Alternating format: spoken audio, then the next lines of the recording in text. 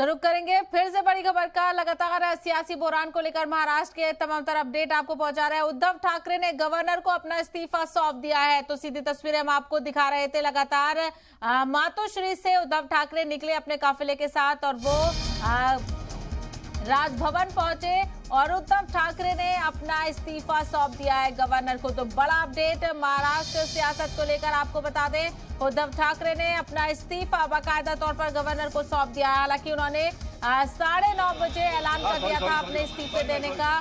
और ये तस्वीर आप देख सकते हैं, बराह रास्त राजभवन से बाहर निकलने की ये तस्वीरें आप देख सकते हैं। उद्धव ठाकरे अपने काफिले के साथ राजभवन पहुंचे थे और उन्होंने बाकायदा तौर पर गवर्नर को अपना इस्तीफा सौंपा और अब उनका काफिला वापस बाहर निकल रहा है राजभवन से।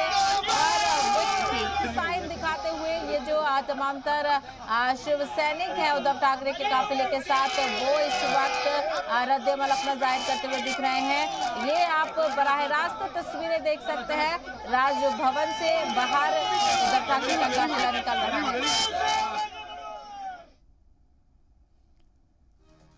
तो उद्धव ठाकरे ने अपना